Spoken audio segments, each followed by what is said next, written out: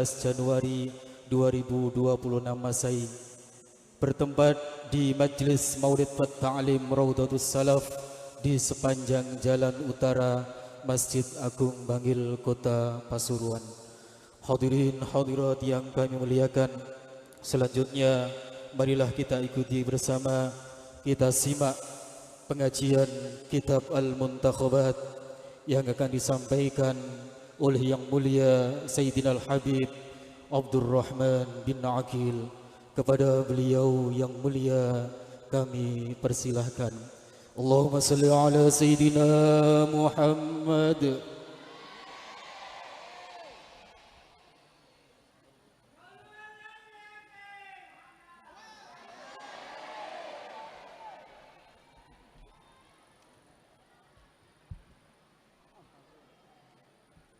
Assalamualaikum warahmatullahi wabarakatuh. Alhamdulillahi rabbil alamin. Wassalatu wassalamu ala ashrafil anbiya'i wal mursalin, sayyidina wa habibina wa syafi'ina wa qurrati a'yunina Muhammadin sallallahu alaihi wa ala alihi wa sahbihi ajma'in, wa anit tabi'in wa tabi'it tabi'in lahum bi ihsanin ila yaumiddin, wa alaina ma'ahum wa fihim bi rahmatika ya arhamar rahimin. Rabbi syrah li sadri wa yassir li amri wahlul 'uqdatam min lisani yafqahu qawli bijahil habibil mustafa wa alihi. Amma ba'd.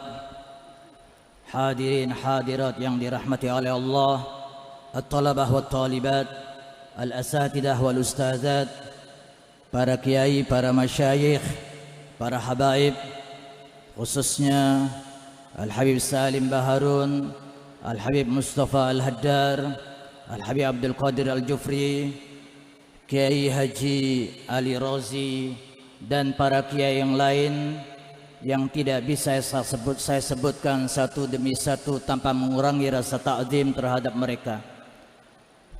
Juga segenap pengurus Al-Khidmah, utamanya adalah segenap Ukhsafi Kopler Community. Tidak tertinggal pula, yang paling penting adalah segenap keluarga dalam dari Syekh Muhammad Uthman Al-Ishaqi dan semua keturunan generasinya, segenap keluarga dalam dari Syekhuna wa Mursyiduna Syekh Ahmad Asrari bin Muhammad Uthman Al-Ishaqi, para imam khususiyah, dan semua sahabat-sahabat dari para asatidatul jami'ah wa asatidatul ma'had al-ali. Alhamdulillah, kita saat ini dipertemukan kembali dengan mengkaji mutiara dari apa yang disusun oleh Syekhuna wa murabbi arwahina Syekh Ahmad Asrari Al-Ishaqi dalam kitab beliau yang bernama Al-Muntakhabat. Bab yang akan kita jadikan pokok pembahasan di pagi hari yang penuh barokah ini adalah yang terkait dengan min khosaisil insan, di antara keistimewaan-keistimewaan, keutamaan-keutamaan yang ada pada manusia. Sekaligus kita akan mengetahui hakikat dari keistimewaan yang ada pada manusia itu sendiri. Syekhuna Ahmad Asrari Al-Ishaqi, beliau adalah mursyidut tariqah An-Naqsyabandiyah, Al-Qadiriyah, Al-Uthmaniyah. Tentunya dengan segenap pengetahuan beliau yang terkait dengan tasawuf, ayat-ayat yang dikedepankan dalam pokok pembahasan ini seluruhnya berkaitan dengan thariqah, berkaitan dengan tasawuf, berkaitan dengan banyak sekali apa saja yang terkait dari manusia dan keistimewaan-keistimewaan yang ada pada mereka. Oleh karena itu, kita baca sebentar.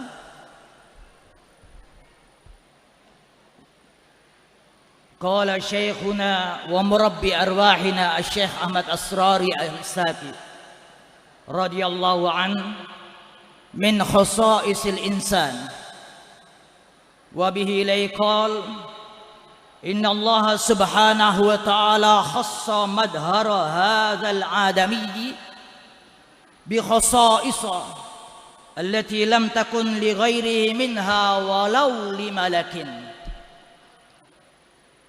Sesungguhnya Allah subhanahu wa ta'ala memberikan kekhususan, keistimewaan dengan memperlihatkan, menampilkan dari apa yang ada pada manusia melalui keistimewaan-keistimewaan yang dimiliki oleh manusia yang tidak dimiliki oleh selainnya, tak terkecuali adalah para malaikat Allah. Berarti manusia itu lebih istimewa daripada malaikat. Tentunya apa yang dipaparkan oleh beliau, keistimewaan-keistimewaan yang ada pada manusia, tidak terlepas daripada apa yang menjadi pemikiran manusia, amal manusia, suluk manusia, dan hati yang dijadikan cerminan amal manusia tersebut.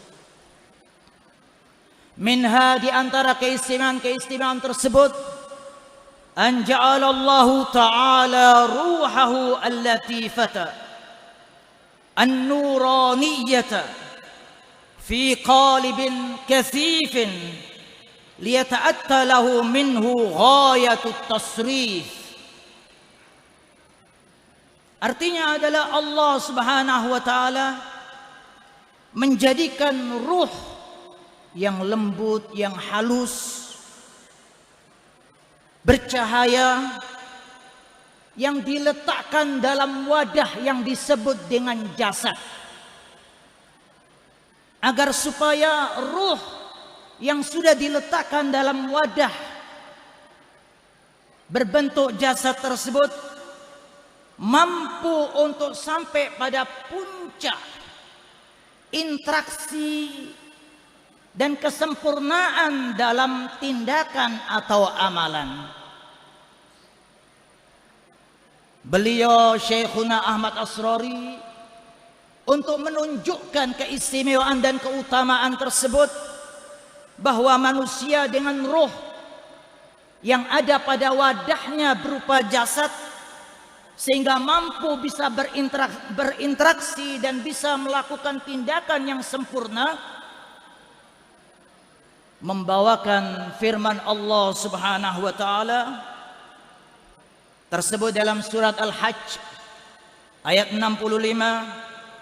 Alam tara anna Allah sakhkhara lakum ma fil ardi wal fulka tajri fil bahri bi amrihi wa yumsiku as-samaa'a an taqa'a 'alal ardi illa bi idhnihi innallaha bin nasi la raufur rahim. Tidakkah kalian melihat bahwa sesungguhnya Allah menundukkan untuk kalian segala apa yang diciptakan, baik itu pepohonan, hewan, tumbuh-tumbuhan, logam, tambang, dan lain-lainnya, hanya untuk kemaslahatan manusia. Kapal-kapal yang berlayar di lautan tidaklah terlepas dari aturan yang ditetapkan langsung oleh Allah subhanahu wa ta'ala. Dan Allah juga menahan langit agar tidak menimpa kita yang ada di atas bumi, kecuali semua itu terjadi dengan izinnya. Sesungguhnya Allah Subhanahu wa taala dengan manusia ciptaannya maha memberikan kasih sayang dan pemurah. Hadirin hadirat at-talabah wa talibat al-aizza. Oleh karena itu kalau kita melihat ruh yang lembut, yang halus ini saat diletakkan di dalam wadah yang disebut dengan jasad. Karena jasad tanpa ruh itu seperti benda mati yang tidak bisa berinteraksi. Dan ruh tanpa jasad juga tidak bisa melakukan apa-apa. Keduanya harus menyatu untuk mencerminkan satu perbuatan sesuai dengan apa yang ada di dalam firman Allah Subhanahu wa taala. Allah memberikan kelengkapan dan kemaslahatan untuk manusia dari semua apa saja yang diciptakannya, demi agar manusia itu mampu bisa melakukan amal secara sempurna. Karena ghayatul kamal, puncak dari kesempurnaan yang dikehendaki oleh Allah dari perbuatan umat manusia itu tidaklah mungkin bisa dilakukannya kecuali saat ruh itu memberikan sinar cahaya. Oleh karena itu tentunya ruh yang bercahaya ini yang jadi pokok persoalan kita, sesuai dengan apa yang difirmankan oleh Allah Subhanahu wa taala. Artinya bahwa Allah Subhanahu wa taala dengan rahmatnya, dengan kasih sayangnya memberikan kesempurnaan dari rahmat yang diberikan kepada hamba-hambanya umat manusia. Setelah roh itu masuk di dalam jasad, agar mampu bisa menampilkan sebaik-baiknya amal, sesempurnanya perbuatan. Dan tentunya itu tidaklah mungkin bisa dilakukan oleh hamba-hamba Allah kecuali hamba tersebut setelah mendapatkan berbagai macam kenikmatan yang ada ini langsung bersyukur kepada Allah penciptanya. Karena rasa syukur inilah untuk menunjukkan kepada umat manusia bahwa tidaklah mungkin hamba tersebut mampu melakukan amal perbuatan sempurna dengan semua kenikmatan-kenikmatan yang diberikan oleh Allah kecuali hamba tersebut menggunakannya untuk berzikir kepadanya. Dan berzikir kepada Allah itu adalah sebagai tanda rasa syukur hamba tersebut kepada Allah Subhanahu wa taala.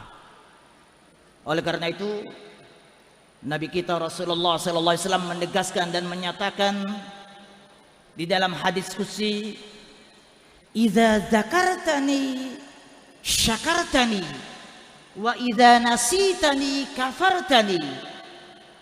Jika engkau berzikir padaku, ingat aku,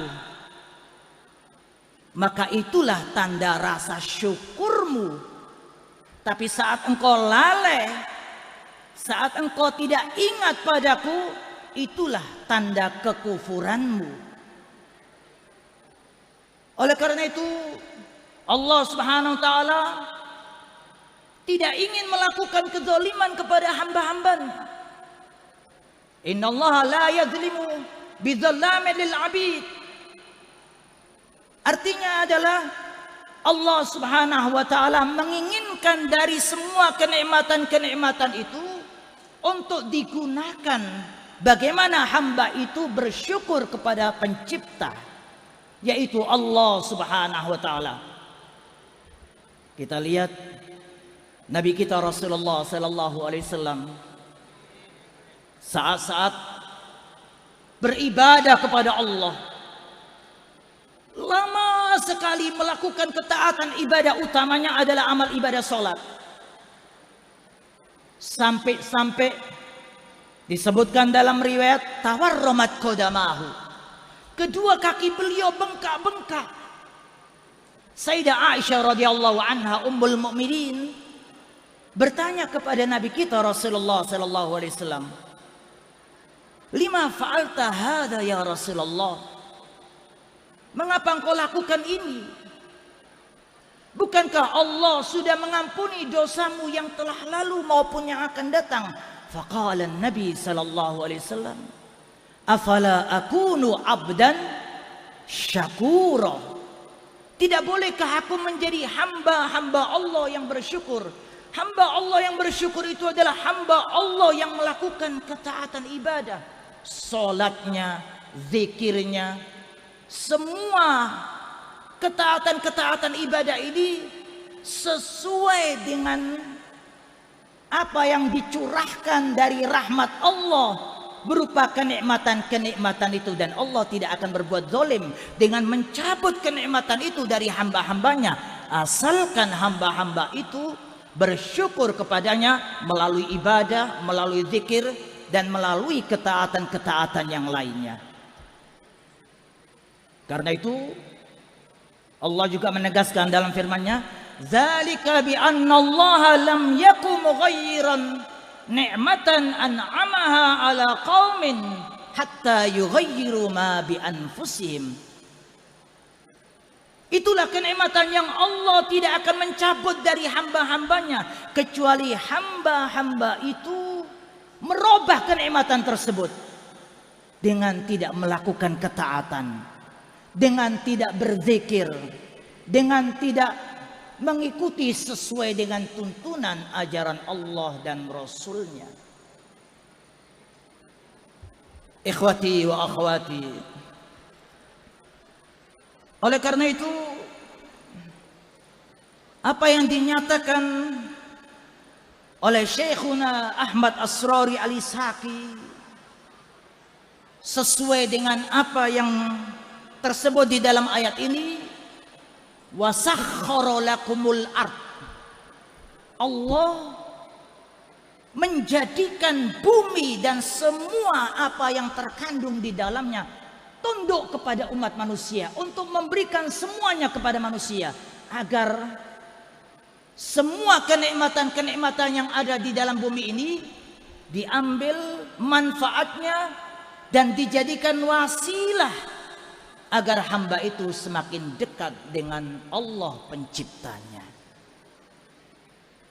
Karena jika tidak, maka akan dicabut kenikmatan-kenikmatan tersebut.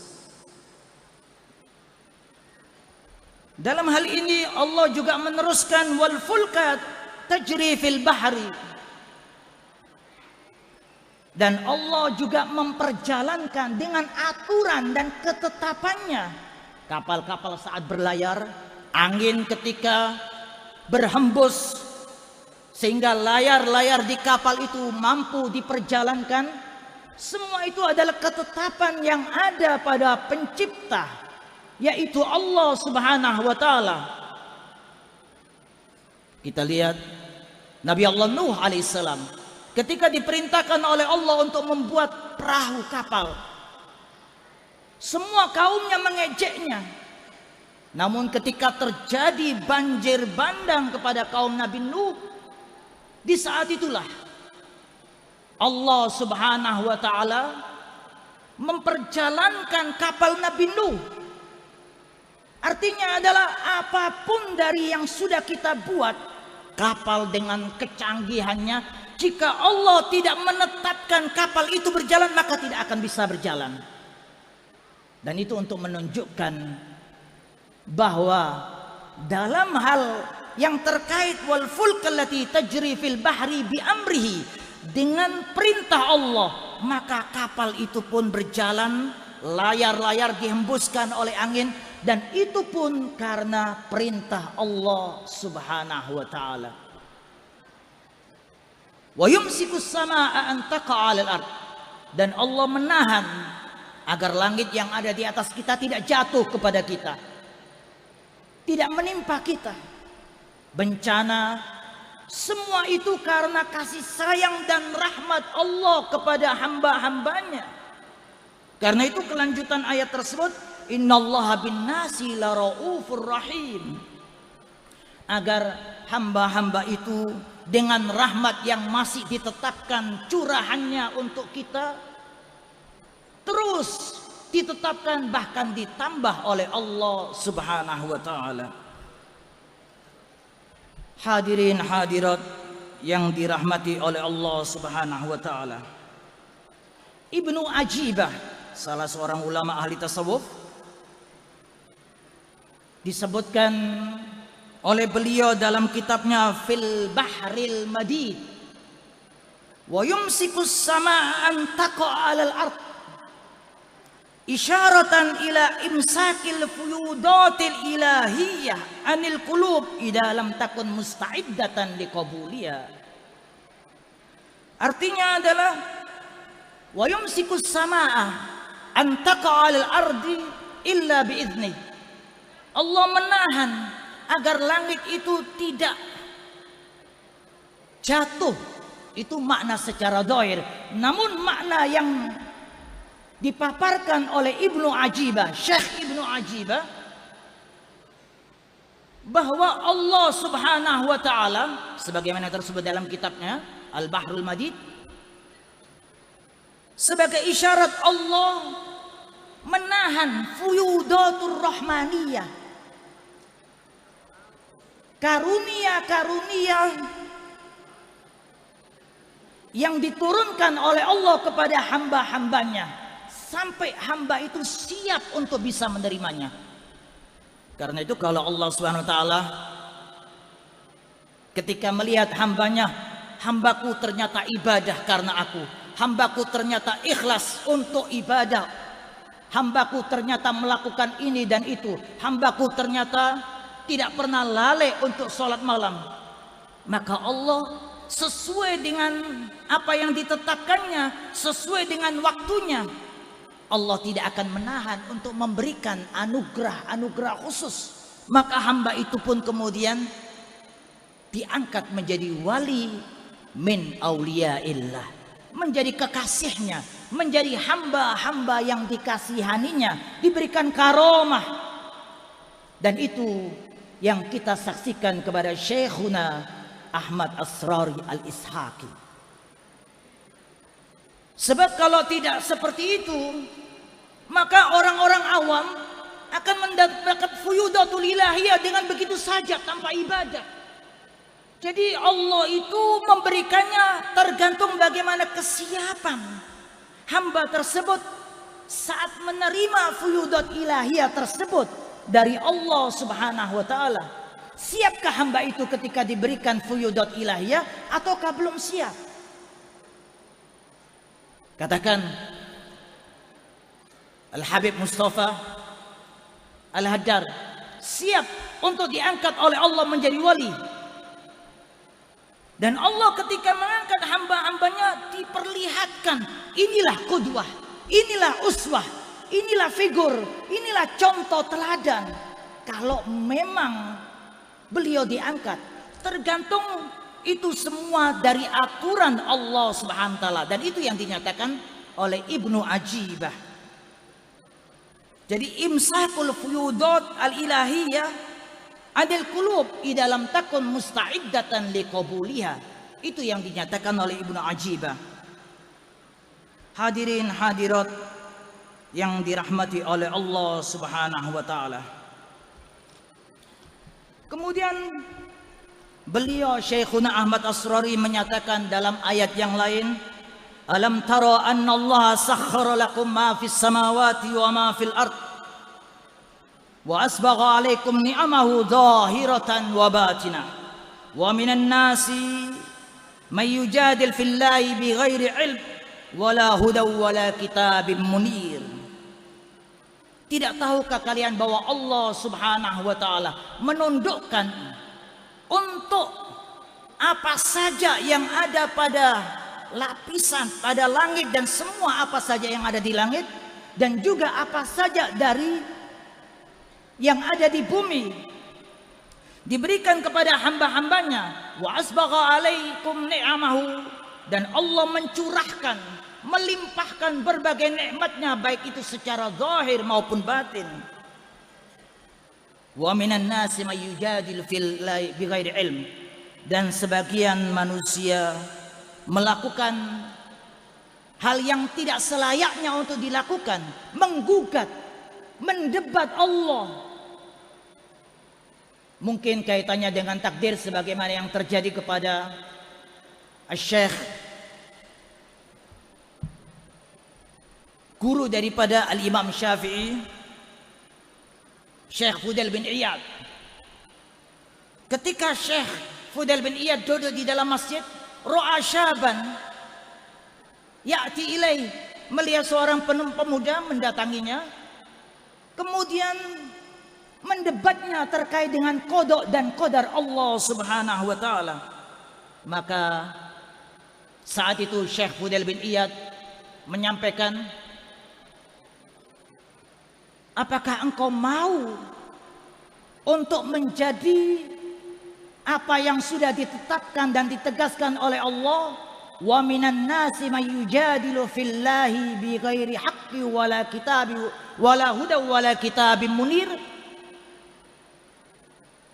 Termasuk di antara hamba-hamba Allah yang mendebat akan kuasa Allah, baik itu melalui qada dan qadarnya, tanpa melalui petunjuk dan tanpa adanya kitab yang bercahaya.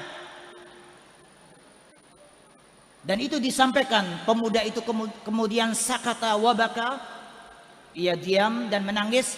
Faqala ya Syekh, uridul bahtha anil haq, aku ingin mencari kebenaran, fa'arsyidni, maka tunjukkan kepadaku kebenaran itu.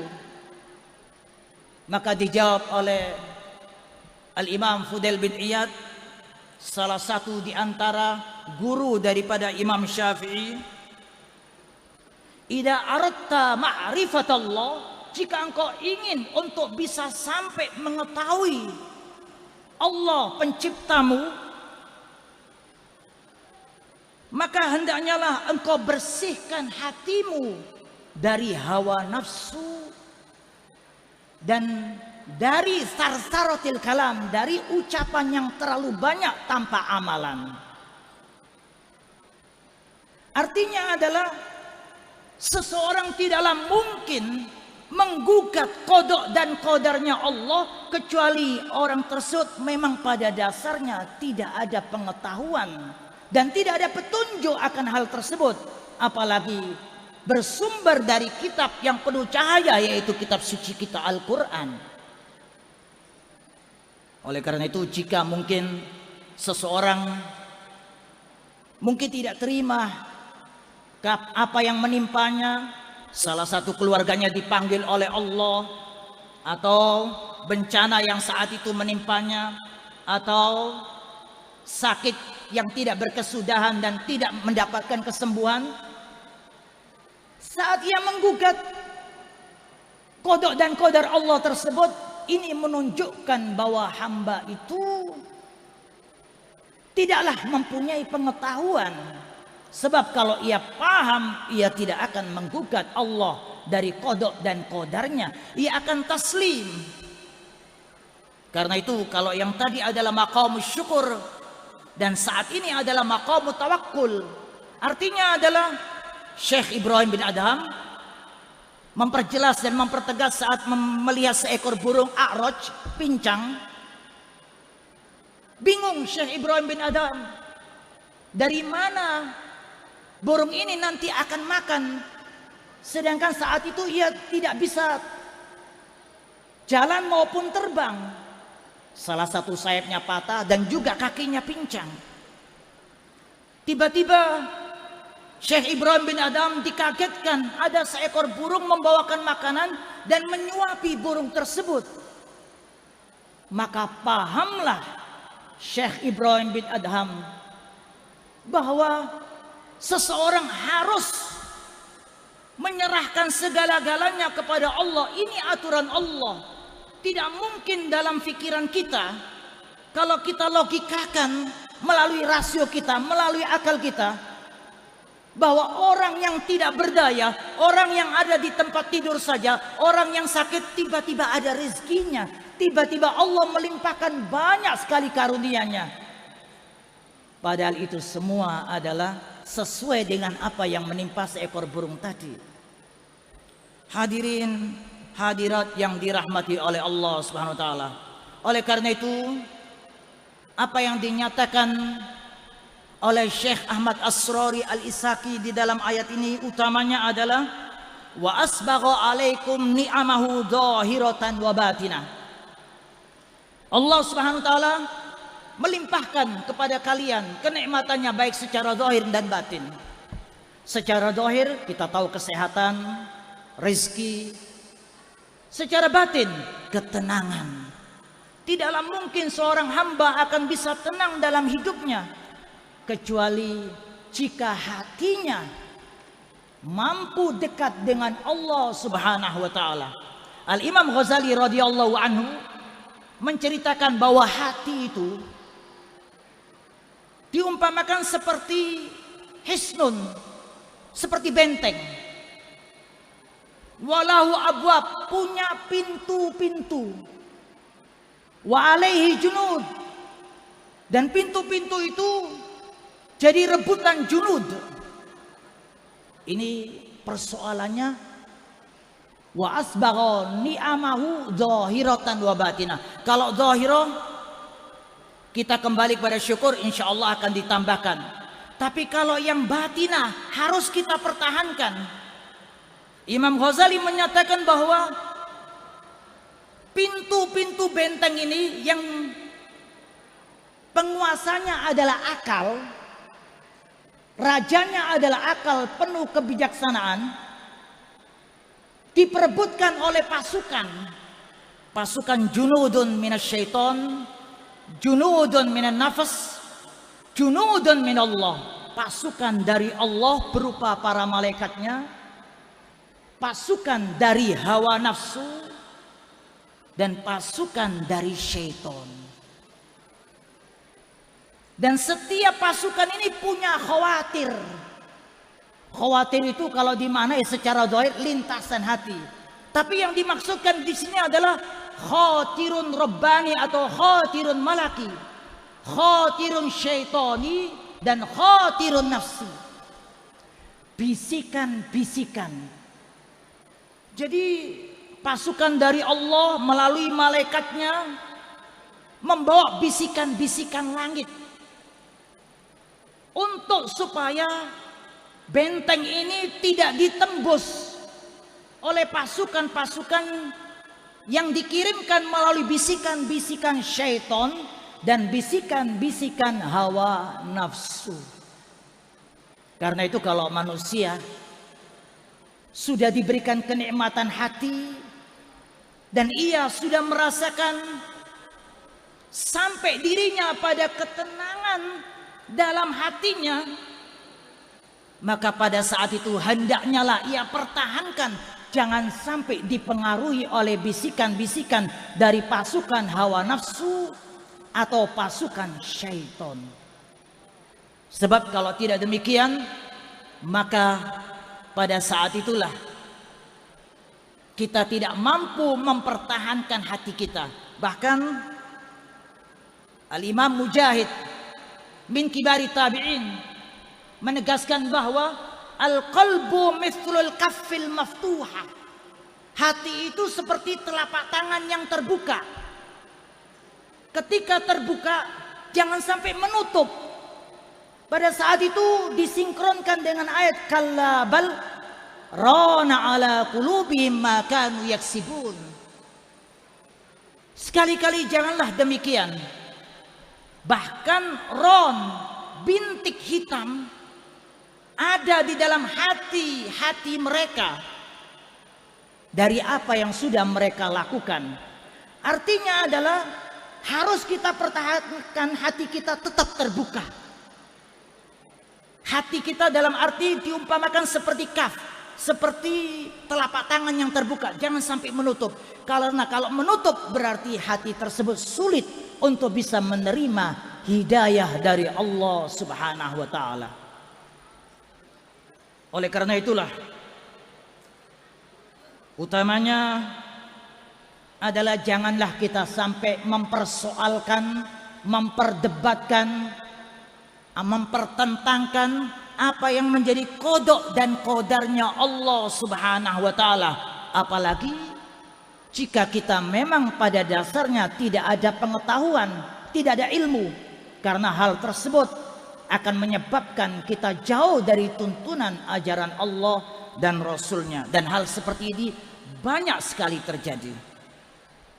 Yang terpenting adalah perkumpulan seperti ini, majelis seperti ini yang dirintis oleh Syekhuna Ahmad Asrari Al-Ishaqi, tiada lain untuk menambah kenikmatan iman, kenikmatan keyakinan, kenikmatan bagaimana kita tetap dalam ketenangan sehingga tidak digoncangkan hati kita dengan arus yang ada di kanan kiri kita. Jika memang itu terjadi, terus kita memohon taufik inayah dan hidayah dari Allah. Kita berdoa, ya muqallibal qulub, tsabbit qalbi ala dinik, tsabbit qalbi ala ta'atik. Khawatir bisikan syaitan mempengaruhi kita, hawa nafsu yang saat itu memihak kepada pasukan yang diutus oleh Allah tiba-tiba terpengaruh oleh syaitan lebih kuat daripada terpengaruh oleh malaikat Allah. Sehingga pada saat itulah kita masuk sesuai dengan apa yang difirmankan oleh Allah, innan nafsa la'ammaratun bisu. Dan ini tentunya yang kita tidak harapkan. Oleh karena itu mudah-mudahan Allah Subhanahu wa taala menjadikan apa yang ada dalam kajian yang disampaikan oleh Syekhuna Ahmad Asrari Al-Ishaqi melalui tuntunan ajaran ayat-ayat suci Al-Quran, utamanya kenikmatan yang dicurahkan zahir maupun batin, haruslah kita pertahankan, haruslah kita kokohkan. Jangan sampai keimanan, keyakinan dan ketenangan hati yang sudah kita peroleh, bertahun-tahun kita ikuti majelis, bertahun-tahun kita hadiri majelis, bertahun-tahun kita dekatkan diri kita kepada Allah melalui majelis zikir, tiba-tiba kita tergelincir karena bisikan-bisikan syaitan dan bisikan pengaruh dari hawa nafsu. Mudah-mudahan Allah Subhanahu wa taala menjadikan kita termasuk di antara hamba-hambanya yang senantiasa dituntun oleh Allah melalui khatirun rabbani, melalui khatirun malaki, sehingga kita mampu mengokohkan, menguatkan dan mampu untuk tidak tergoyahkan iman dan keyakinan kita. Selanjutnya kita tetap dalam ketenangan hati dan tidak dipengaruhi oleh arus gelombang baik itu di kanan maupun kiri yang akan menjerumuskan kita kepada sesuatu yang diharamkan oleh Allah Subhanahu wa taala. Dan mudah-mudahan Allah Subhanahu wa taala memberikan keridhaan kepada kita. Rabbana taqabbal minna innaka antas samiul alim wa tub alaina innaka antat tawwabur rahim. Allahumma inna nas'aluka rahmatan tahdi biha qulubana wa tajma' biha syamlana wa talummu biha sya'sana wa taruddu biha al-fitana 'anna wa tuslihu biha halana wa tahfadhu biha ghaibana wa tarfa'u biha syahidana wa tubayyidu biha wujuhana wa tuzakki biha a'malana wa tulhimuna biha rushdana wa ta'simuna biha min kulli su. Allahumma inna nas'aluka Allahumma ighfir dhunubana wastur uyubana wakshif kurubana wa aslih dhata bainina wa alif fi ta'atika wa ta'ati rasulika baina qulubina. Allahumma jammil ahwalana wa saddid aqwalana wa aslih a'malana wa tahhir qulubana wa hassin akhlaqana wa wassi' arzaqana washfi mardana waqdi bi fadlika duyunana wa aslih bi karamika syu'unana waj'al ila rahmatika wa ridhaka fi dari karamatika munqalabana wa masirana wa رجوعنا ربنا آتنا في الدنيا حسنة وفي الآخرة حسنة وقنا عذاب النار سبحان ربك رب العزة عما يصفون وسلام على المرسلين والحمد لله رب العالمين والسلام عليكم ورحمة الله وبركاته.